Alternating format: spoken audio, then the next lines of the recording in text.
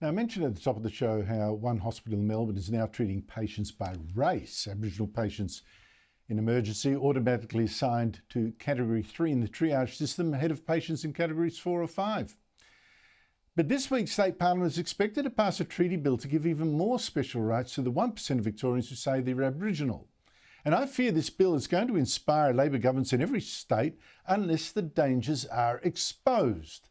Now, this bill aims to set up a body called a Gelong Wall or whatever to be paid more than $70 million a year. And it's going to be made up of the First Peoples Assembly that already exists, a kind of Aboriginal advisory parliament, but with extra powers, plus a justice arm and a truth-telling arm that I guarantee is not going to be about pushing truth, but propaganda.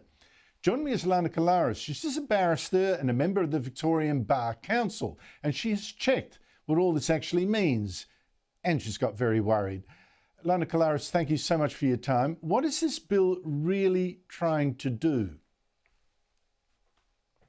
Well, thank you, Andrew.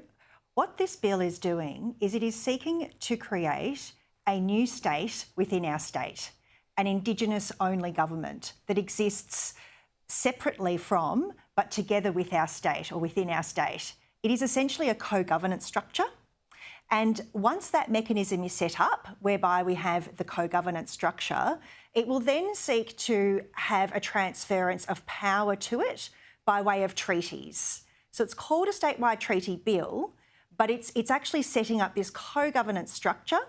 The first set of powers will be transferred by way of the first treaty, and we will see many, many more treaties to come, whereby more powers will be transferred over to it.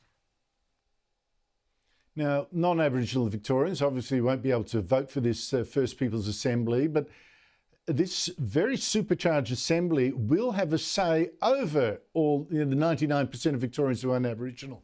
What powers do you think it's going to have over the state parliament?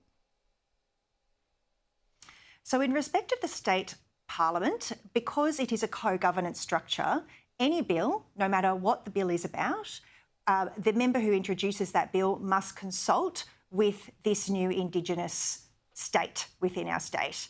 So that's in respect of how it will affect state parliament. But the powers go much further than just state parliament. In respect of every state government department, guidelines must be developed in consultation with this new body for everything, including health, education, justice, and guidelines need to be implemented that address everything that is in the first statewide treaty and all the further treaties to come, which of course we don't know what they will include at this point. It's really strange. There's also going to be a truth-telling arm of this new body that can dictate what version of history should be taught. But can that version be forced on us? I mean, I can see the government imposing it on schools, but beyond that? Well, it certainly will be forced upon our children, which you've just alluded to. So children from prep to year 10 will have to be taught what is called truth-telling, and truth-telling will be based upon the report of the Yoorrook Justice Commission. Now, any person worth their salt knows that the Yoorrook Justice Commission, the proceedings before that body, were not conducted in any rigorous way. There was a conclusion that was determined from the outset, and then there was no rigorous testing of evidence. There was no presentation of alternative views, and we have the report that essentially is exactly as foreshadowed, and that's what's going to be taught to our children. Oh no, I listened in some of the sessions and I was disgusted. It was as remote from a fair proceeding as you can possibly get. Now, the thing here, you talk about a co-government system. There's just 1% of Victorians have Aboriginal or claim Aboriginal descent, and I would be astonished if any of them didn't have non-Aboriginal ancestry as well. The whole idea of needing a separate government is preposterous and racist in my view.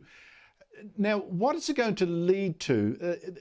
We've already got Koori courts, so Aboriginal-only justice system, a race-based treatment at St Vincent's Hospital. Is this sort of the thing that you think is Victoria's future?